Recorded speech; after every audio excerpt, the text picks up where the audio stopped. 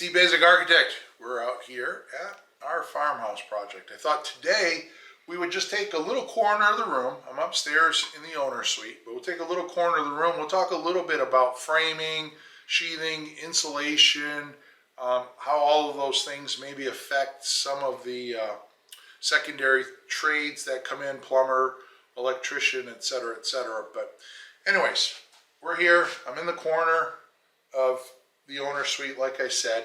You can see here a lot of our framing. It's all, the exterior wall is all 2x6 T-stud.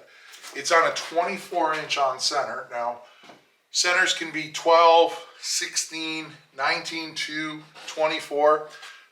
12-foot centers or 12-inch centers on walls, maybe for like a 16-foot tall wall that is all single studs. We might have to move in that direction and tighten it up. It's very rare. 19.2, I can't say I've ever seen a wall frame system framed on 19.2. I've seen a couple floor frames in my time, never a wall frame. So what it boils down to is we have those four available, but the reality is usually they're 16 or 24 inch. I like to go with 24 inch. I know some people get all whacked out about, oh my God, the drywall is going to be wavy. The sheathing is going to be wavy. I've been in houses that have 16 inches on center studs and I've seen wavy walls, right? A lot of it doesn't have to do with the spacing. It's the quality, the consistency of the wood, the type of wood, or the quality of wood. If you get wood that has some moisture in it, and if they were solid 2x6s and they start shrinking, warping, twisting, cupping, then that's going to make for a wavy wall too. So just because I go to 16 inches on center, if I have a higher than normal moisture load inside, or moisture content inside those studs, they're going to twist and warp, and I'm not going to get that straight framed wall that I think I'm going to get. So I don't know. You can believe what you want. I probably, with production builders doing 24 inches on center, I probably have 7,000 or 8,000 homes that are 24 inch on center on the inside, with no complaints about it being a wavy wall.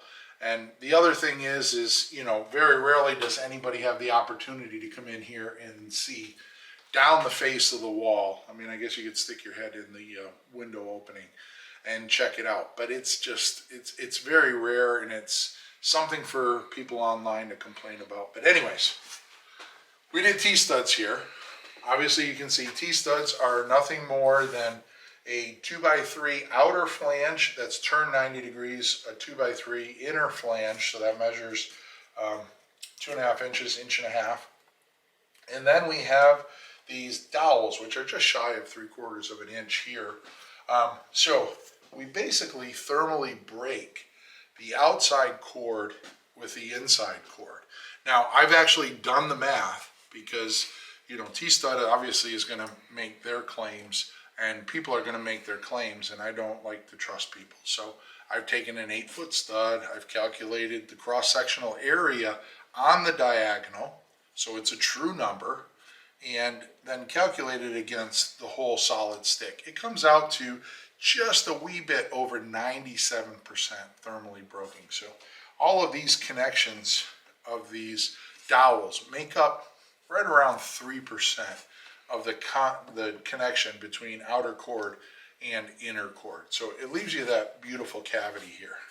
And so your insulation strategy now, if you're using T-stud, obviously we can't do a bat. Well, you can do a bat, but it doesn't necessarily make sense to do a bat.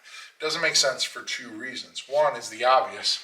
You have this void here. So if I do a bat here and I do a bat here, then I'm going to have this space in here that is pretty much no insulation. Now, it does encapsulate air, so there could be an argument, oh, well, you're stopping air and encapsulating air, and air is the best insulator, blah, blah, blah. But the reality is the minute I use T-studs, it has moved us into some type of blown cavity insulation. And our choices there are pretty much, we could do a blown fiberglass. We're probably at a little over 4, right around 4.1 or so. We can do a blown cellulose, which is highly favored by Most people that do blown insulation, one of my favorites too, that's about 3.8 per inch. And then you can do thermal fiber or basically blown rock wool, which is a little higher. It's like 4.2 or so, 4.1 an inch. It's almost close to fiberglass. But the properties of the blown rock wool are that, you know, it doesn't burn, a little higher R value. So there's certainly some benefit there. The other thing is this inner cord is turned 90 degrees. So there's actually basically an additional, say, 3/4 of an inch or so of material here. So if I use a bat, then I basically have to notch the back corner of every bat that 1.5 by 3/4 of an inch or so here, because this doesn't plane out like a typical stud. So bats really don't work in that system. You have to move to a blown-in system. And of course, if you wanted to, you could do a closed cell or an open cell foam there. We try to use that when I think it's appropriate for durability reasons, but not to just go and fill a house with it. There's times where I think it's an appropriate use of that material, and we basically use it when we have to use it. So on the outside of the wall here, we have a zip R9, which is basically 1.5 inches of polyisocyanurate, hence the R9, it's R6 per inch.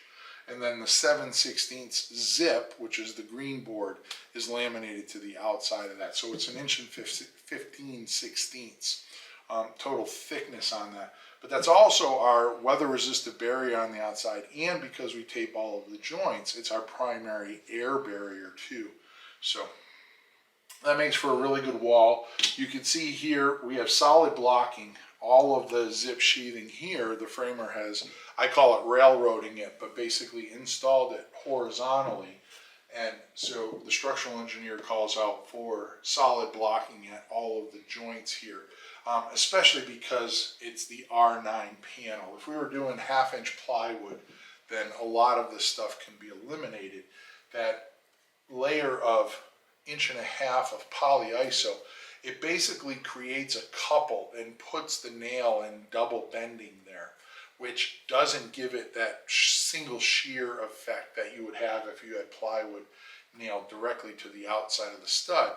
So we have to go with some additional blocking to help stiffen the house. Now, the other beauty of the T-stud here and having this open joint, as you can see, the electrician can now run his wires through, and you know, he basically has zip tied them to secure them at the bends here, and it runs down to the outlet. So it makes their job a little easier in that they don't have to go and say drill through every stud like you can see here. When you're running it through conventional material, you basically have to go through and drill holes in every stud. A couple other things about our framing out here. Like I said, we use the T-stud. We even use them down at our cripples there. They are used, all of the king studs. You can see here, the king stud is the one that basically goes all the way from the bottom plate to the top plate. Well, that one is open, but the jack stud, the one that goes up to the header, that's a solid piece because it helps close off that cavity. Now, we could have done another T-stud there because we do have our weather-resistant barrier in the terms of the 7/16 inch zip turning into that rough opening. But if we did that, then we would have these kind of offset joints because of the way that the T-stud is manufactured with that turned component on the outside. I just find it much easier to do a solid stick at the jamb there, close that off, call it a day. For our headers, I like to tune our headers to the load that they're carrying. So you can see here, this is roughly a 3-foot window. We can get away with one 9.5 inch LVL, and then we bring it out with a head plate here underneath the LVL. So in a 9-foot ceiling, which is what we have downstairs, 8-foot ceilings here, that yields a 6'11" rough head height here. So it basically puts the top of the window at about 6'9" or so. But the beauty of putting that header in and tuning these headers to the single ply LVL there, and consequently we used all Roseburg engineered lumber in here, you can see that we create what I call a pocket header. And the pocket header allows us to insulate the header. So a lot of times you'll see guys out on the job site, or you might have seen videos where they do built-up headers, and we used to do those years ago where, you know, you do a 2x10, a piece of 2-inch rigid insulation, piece of plywood, another 2x10, and it would make this kind of sandwiched header where the insulation was built up inside. It was a little bit of work. I mean, everything we do out here is work, obviously, but it seemed a little convoluted to me to start, you know, building up all these headers and longer headers where I could just size the header to, say, a 9.5-inch LVL. On the small openings, we do a single ply. On larger openings, we have the ability to go to a 2-ply or 3-ply there. But the beauty of it is it creates this pocket. So now we're here at the framing stage and we are about to insulate. Well, this pocket header can get insulated at exactly the same time that the wall cavity can get insulated. So I always say that it allows the insulator to do what the insulator does when the insulator's doing it, right? So basically by creating that pocket header, we don't move anything out of sequence. We just created another cavity for the insulator. While they're doing the wall, they'll come up here and they'll blow through that. Now, you can see we have some 2x4s on the flat to catch drywall. A lot of guys like to put those in. They aren't required because this dimension from the top plate to here is only about 12 inches, while the stud dimension is 24 inches. So it's well within the capacity of the drywall to span that. But some people like to have blinds and a bunch of other things, trim, interior trim. So having those there and having the ability to catch all of those nails and connectors there are a big help. Anyways, that's our T-stud exterior wall system here. Zip R sheathing. We love them both. Pocket headers, Roseburg LVLs. We got the whole gang here, framing the wall.